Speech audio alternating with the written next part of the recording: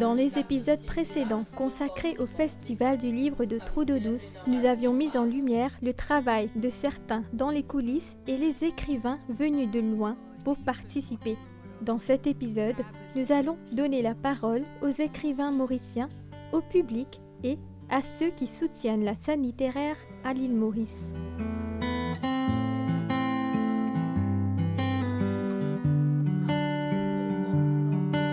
Lors de ce week-end enchanteur, de nombreux Mauriciens ont fait de longs voyages pour explorer ce que la plage de Trou-d'eau-douce avait à offrir.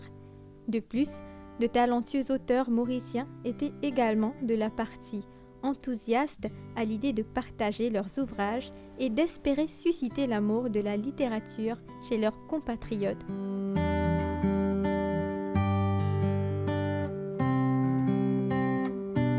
En tant qu'un écrivain, comment ça vous fait de participer à un festival des livres? Ce n'est pas tous les jours qu'on a les festivals à Maurice. C'est une occasion unique pour les auteurs, les amoureux du livre, de se voir, d'échanger. Et l'occasion pour les auteurs de promouvoir le livre. Et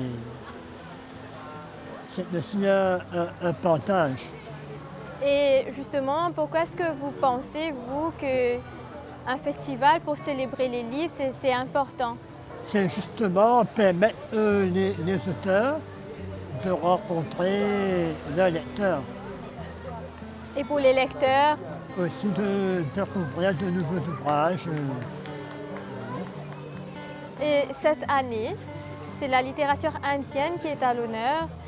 Est-ce que vous pouvez nous partager une histoire de littérature indienne qui vous a peut-être touché? J'avoue, je ne connais pas trop la littérature indienne, mais ma présence ici va justement me permettre de connaître certains auteurs. D'ailleurs, il y a un que j'ai vu, on a lié amitié, et j'espère aussi mieux les connaître à travers leurs écrits. Et parlant d'écrit, vous êtes ici avec votre livre, un recueil de poésie. Est-ce que vous pouvez nous parler de ce livre? Ça parle de mes souvenirs, de l'enfance, de ce qui m'est cher. Et j'aimerais que le lecteur aussi, il se retrouve dans ce que moi j'ai à dire. Je crois qu'on écrit tous pour partager avec le lecteur, pour que le lecteur il ressente ce que l'on a. Est-ce que vous pouvez nous dire pourquoi est-ce que vous écrivez? C'est avant tout un besoin viscéral. On écrit, on sent qu'il y a quelque chose qui veut sortir. Et on écrit aussi pour apprendre à mieux se connaître. Apprendre à mieux se connaître, apprendre à connaître le monde aussi. C'est en allant vers les autres qu'on arrive à mieux se connaître. Il y a mille et une raisons pour lesquelles on écrit, mais à chacun de trouver sa raison, la raison qui lui est propre. Et écrire permet aussi d'affirmer son existence.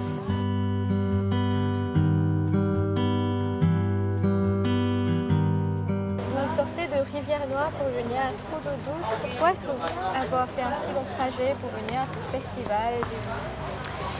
En fait, c'est un festival qu'on attend depuis déjà des mois parce qu'on était venu déjà l'année dernière. Par surprise, quelque part, on avait découvert un festival sur la plage. C'était déjà une expérience unique de trouver des livres sur la plage et de trouver donc, dans un lieu assez concentré une richesse de livres.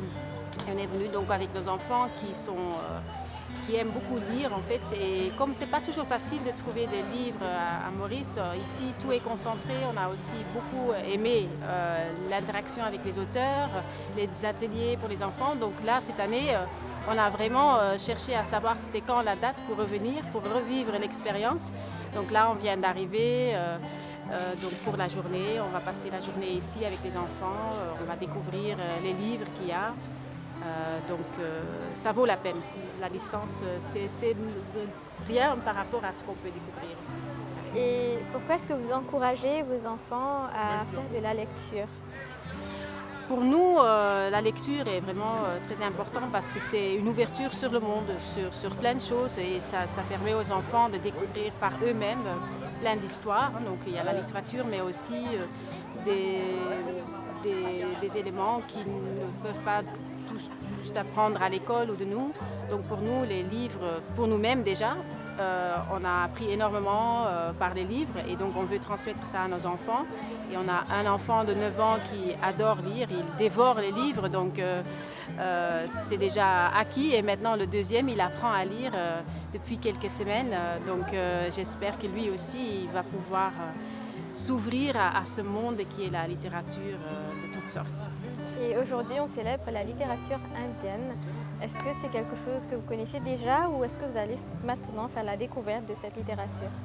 C'est vrai que la littérature indienne, c'est tout nouveau pour nous. C'est vrai qu'on était toujours plus orienté vers la littérature africaine ou européenne ou même du continent américain. Mais c'est vrai que la littérature indienne sera une découverte pour nous. Donc on espère ici aujourd'hui découvrir des auteurs, des histoires, des livres de l'Inde. Donc on vient d'arriver. Donc je ne peux pas encore dire qu'est-ce que j'ai trouvé, mais en tout cas on est très curieux de connaître aussi cette littérature-là.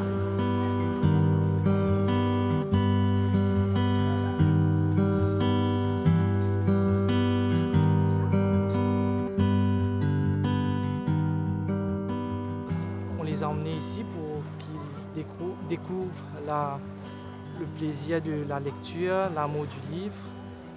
Et est-ce que vous-même, vous lisez beaucoup? Je lis beaucoup, oui, mais seulement malheureusement, je ne lis pas des bouquins, c'est plutôt sur l'écran, vu mon travail. Est-ce que vous pensez que ce genre de festival, c'est important pour les lecteurs, pour les enfants, même les adultes? Mais bien sûr que c'est important, comme j'ai dit un peu plus tôt, pour que les enfants qui s'habituent aux livres, etc. Et en même temps, ça donne l'occasion aux parents et aux enfants de découvrir les différents auteurs. Le bureau des jeunes lecteurs et auteurs est composé d'un groupe de jeunes aspirants écrivains. Ils ont aujourd'hui réalisé leurs rêves grâce à leur première publication intitulée « Des êtres et autres fragments ». Ils ont pris part au Festival du livre de Trou d'eau douce pour partager non seulement leurs écrits, mais aussi leur passion pour l'écriture avec le public. L'expérience avec le bureau de jeunes lecteurs a été une expérience enrichissante. C'est de là où notre amour, l'amour de l'écriture et de la lecture était toujours présente. Mais c'est là où elle s'est développée. Cet amour a grandi en chacun d'entre nous et on a tous partagé cet amour, un amour uni. Et c'est de là qu'on s'est mis à écrire. On s'est mis à écrire un peu pour libérer un poids et cette expérience nous a permis de connaître chacun, de connaître les problèmes de chacun et ça nous a permis aussi de savoir que nous ne sommes pas seuls, qu'il y a d'autres personnes aussi qui peuvent expérimenter les mêmes problèmes que nous. Ça a été une expérience tellement forte, riche en émotions. Comme l'écrit Léo l'a dit, il tire son cœur de son corps et il le met sur la table. C'est ce qu'on a un peu tous fait. On a retiré notre cœur, on a mis sur la table. On a dévoilé un peu, on a disséqué, on a poignardé notre cœur et ça nous a permis de nous sentir libres. Moi-même, je l'ai mis dans mon texte. L'écriture, ça nous permet de nous sentir mieux, de libérer ce poids qu'on a pour ne pas commettre l'irréparable. Et c'est de là que cette expérience nous a permis de nous sentir mieux. C'était magique. Avec les sorties qu'on a fait, on a pu découvrir tant d'auteurs, tant de personnalités qu'on admirait. Et tout ça grâce à l'IFM et à Shenaz, qui nous a permis de nous développer nous-mêmes, de nous connaître plus profondément Et comment ça fait pour toi d'être avec un groupe de jeunes, un groupe d'amis qui partagent les mêmes passions? Au début, je pense qu'on appréhendait tous la rencontre. On se disait que c'est dur de retirer son écriture d'un tiroir et de mettre ça sur la table et de partager ça avec ses amis. Mais dès que j'ai rencontré mes amis, ma famille, je me suis dit que non, je veux pas, ils vont pas me juger, ils seront là pour moi. Et c'est un peu, j'avais tout le temps ce manque de confiance. Et c'est grâce à eux, Shena, Zélie FM et aussi à Nelly, qui nous ont aidés et ils nous ont dit mais allez-y. Tout le monde était là, même mes parents, ma famille. Ils m'ont tous poussé et ils m'ont encouragé, ils m'ont dit vas-y fais-le. Tu as tout le temps aimé la littérature, l'écriture. Déjà c'est quelque chose de très... Dès que je suis née, maman voulait que la première chose que je touche soit un livre. C'était les contes des Grimm. Et de là, je pense que ma passion pour la littérature s'est développée. Donc voilà. Et est-ce qu'il y a un livre, une histoire spécifique qui a propulsé cette envie d'écrire? Alors personnellement, pour moi c'est Paul de Carotte, livre de Jules Renard, qui m'a boosté un peu. C'est un peu l'histoire d'un enfant incompris, un enfant rejeté de sa famille et de tout ce qu'il y a autour de lui. Donc c'est le sentiment d'être incompris et aussi le sentiment de ne pas se sentir être compris d'ailleurs. Et tout ça fait que l'écriture, qui ne remplace pas les mots, mais qui est une toute autre façon de dire ce qu'on ressent, comme Romain vient de le citer. Alors c'est juste décortiquer toutes les petites parties de notre cœur et notre esprit, notre âme, pour enfin mettre au jour ce que nous ressentons plus profond de nous-mêmes, d'essayer de faire comprendre aux gens qui nous lisent et qui nous écoutent qu'ils ne sont pas seuls, ne sont pas incompris, ne sont pas oubliés parce qu'ils existent et nous existons avec eux et que le monde est grand et vaste et nos cœurs aussi. Et raconte-nous, dites-nous, pourquoi est-ce que tu as commencé à écrire? C'est une histoire très genre qui m'a vraiment marqué et parce que le texte, il y a un texte d'Ananda Devi que je viens juste de rencontrer et qui m'a qui m'a beaucoup ému et c'est le texte de Le Roi de Draupadi qui m'a inspiré pour écrire, à faire pareil comme elle, à écrire de la même façon, mais je me suis rendu compte que c'était ce que je voulais, mais en même temps, je voulais trouver mon propre style et voilà, d'avancer et d'écrire. Est-ce que tu peux nous dire comment ça te fait maintenant de savoir qu'il y a un livre, il y a ton nom dessus, il y a ton histoire dedans? Ça fait un peu bizarre parce que j'ai toujours lu des livres d'autres auteurs, des auteurs connus comme J.K. Rowling, Rick Riordan, tout ça, parce que moi ce que j'aime surtout c'est la fantaisie et dans le texte que j'ai écrit c'est un peu fantaisie, donc ça fait vraiment étrange de se dire qu'il y aura d'autres personnes qui vont lire ça et peut-être apprécier, j'espère, l'histoire. Et je suis très contente en fait que le bureau me permette de réaliser cela. Est-ce que vous pouvez nous parler de vos rêves et vos aspirations? Moi, mes rêves, c'est toujours d'écrire. Mon rêve, c'était de devenir un jour un grand journaliste. Et j'ai préféré me recentrer sur l'écriture, écrire mes rêves, écrire mes passions, écrire tout ce qui me passe par la tête. Les mettre dans des formes de poèmes, dans des formes de recueils, des textes. Et c'est vraiment un rêve devenu réalité grâce à ce bouquin. Pour parler de rêve, je n'ai pas vraiment de rêve fixe à proprement parler. Disons que j'aime bien vivre plusieurs vies et que les livres me permettent justement de vivre plusieurs vies à plusieurs siècles. Parce que je considère les livres comme un héritage qui se transmet de génération en génération et qui, en soi, fait ressortir les thèmes éternels de l'humanité. Donc mes rêves, c'est un peu d'y contribuer, d'ajouter une petite touche à cette histoire. Alors, je suis une grande rêveuse et continuer à m'immerger dans le monde de l'écriture, de l'art et pourquoi pas écrire d'autres livres, mais tout en gardant un objectif que ce qu'on a créé avec le bureau, c'est unique parce que chacun avait quelque chose de différent à apporter, comme chaque fragment, comme le titre de notre livre. Donc, moi, ce que j'aimerais garder en vue, c'est de vivre cette aventure, mais aussi de le partager. Assis sur mon nuage, il est temps de se réveiller, d'ouvrir les yeux et faire face à l'horreur qui m'attend. Je suis encore allongé sur mon lit. J'entends le doux chant des condés et j'imagine leur vie.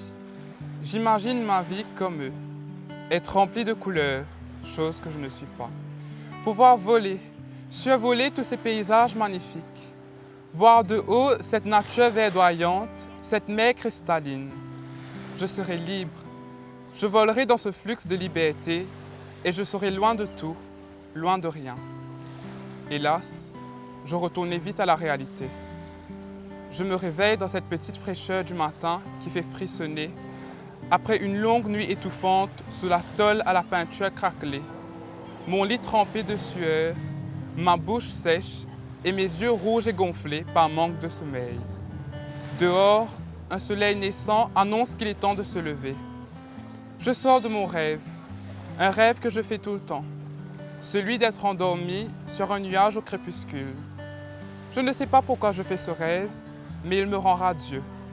Je ressens un sentiment d'apaisement, car émerveillé par la beauté de ces nuages dissemblables, une belle palette de couleurs jaunâtres et orangées, émaillée par un mauve lavande, qui me fait penser au paradis.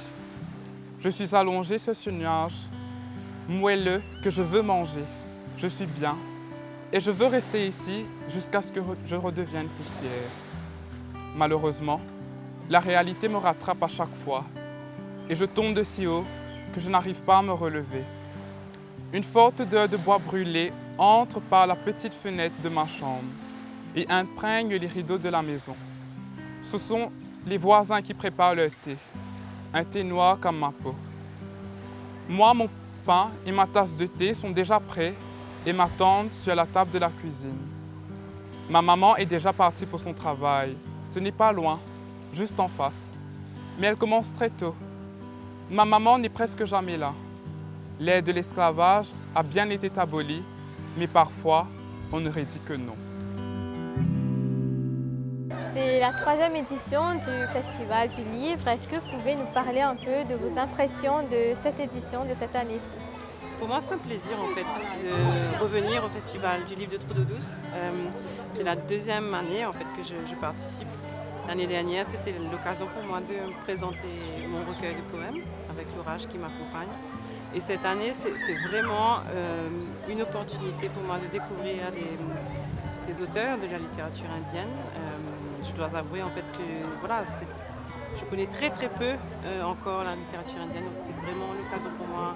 Hier, c'était formidable la conférence de l'autrice Gita Angeleshri, qui de par son humour et la façon en fait dont elle a amené les personnages de son dernier livre m'a donné très envie non seulement de lire mais d'écrire aussi. Et c'est une expérience extraordinaire de pouvoir se remettre en contact. Il y a eu aussi le lancement du recueil des jeunes auteurs et lecteurs de l'IFM que Shenaz Patel a accompagné en fait. C'était extraordinaire de voir en fait le potentiel de cette génération qui monte et qui nous propose leurs écrits, leur façon en fait de percevoir les différentes leur réalité en fait. Donc, pour moi, c'est une expérience exceptionnelle. Et du coup, est-ce que vous pensez que la littérature mauricienne est sur la bonne voie? C'est difficile pour moi de dire ça parce que je n'ai pas d'expertise en termes de littérature mauricienne, mais ce que je peux dire, c'est qu'il y a énormément de potentiel, il y a énormément de personnes qui sont en train d'écrire et puis qui ont envie de découvrir aussi les auteurs mauriciens. Moi, ce matin, il y a eu la présentation du lancement des œuvres complètes de Marcel Cabot que l'Atelier des Nomades est en train d'éditer. Et pour moi, c'était exceptionnel aussi de pouvoir retrouver nos prédécesseurs, en fait, les piliers de la littérature mauricienne, et de replonger dedans et replonger nos racines dans le travail qu'ils ont fait et dans ce qui pourrait nous amener à découvrir une île Maurice du passé, mais tellement actuelle encore. Les plus petits étaient eux aussi de la partie durant le festival. Leur enthousiasme pour les livres de jeunesse ne se cachait pas. J'aime bien lire Max et Lily. Et j'ai fait une collection il y a aussi des questions à l'arrière. Il y a différents titres, comme Lily des Odes, Max se trouve nul. Il y en a beaucoup. Et pourquoi est-ce que tu aimes la lecture? Je peux découvrir beaucoup de choses que je peux faire.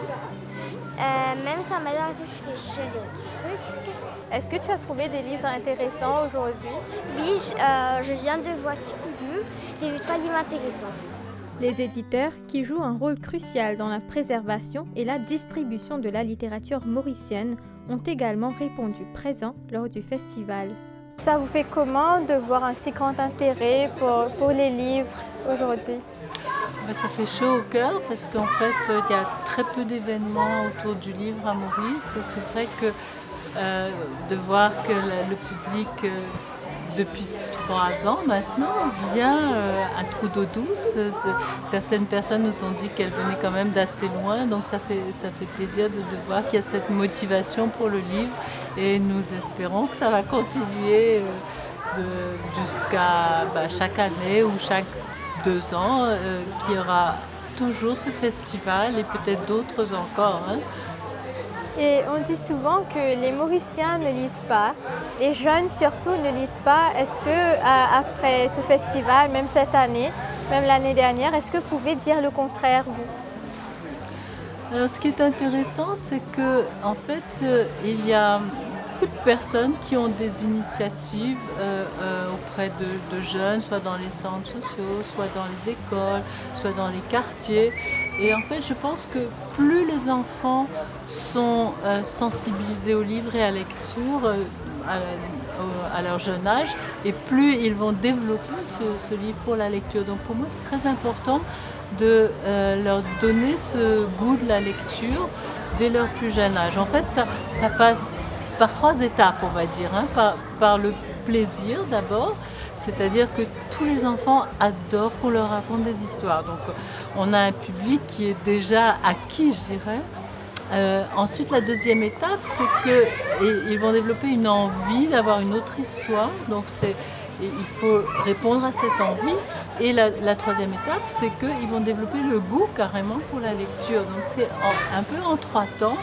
Et je pense que plus un enfant a un livre soit entre les mains ou même avec un parent, un grand frère, une grande sœur, plus il va avoir envie et plus il va développer ce goût. C'est très important de commencer très jeune. Et je pense que ce festival, qui est avant tout un festival de littérature, doit aussi donner une place à la littérature jeunesse, parce que les jeunes lecteurs sont les lecteurs de demain aussi pour la littérature. Et vous, en tant qu'éditrice, quel type de livre est-ce que les Mauriciens préfèrent, d'après vos observations? Alors, pour, je dirais, la jeunesse, ils sont très attachés au personnage de Ticoulou, parce qu'en fait, c'est un personnage mauricien, déjà, donc qui vit des aventures à Maurice et dans la région. Donc, les enfants se sentent, on va dire, en confiance avec Ticoulou. Ils s'identifient beaucoup avec Ticoulou. Il y a aussi d'autres collections que nous avons développées, comme Ludo pour les plus petits, justement pour intéresser les plus petits aussi. Et puis, bon, tout ce qui est, je trouve que tout ce qui est aussi transmission de l'histoire, la mémoire de Maurice, bon, ça c'est pas forcément pour les enfants, c'est plutôt pour les plus grands, mais c'est très important parce que je crois qu'il y a beaucoup de livres qui malheureusement ont été édités, ne sont plus réédités, et je suis très contente par exemple de savoir que l'œuvre de Marcel Carbon va être entièrement rééditée par l'Atelier des Nomades parce que c'est un grand écrivain mais dont on ne trouvait plus les livres. Donc c'est important que voilà, les éditeurs mauriciens soient là pour justement continuer cette transmission. Et il y a une demande, c'est ça qui est fabuleux. La demande est là, les gens s'intéressent de plus en plus, donc c'est notre responsabilité aussi de venir mettre ça à leur portée.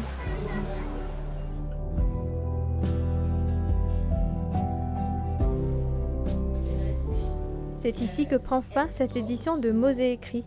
Au plaisir de vous retrouver pour le prochain épisode. À très bientôt.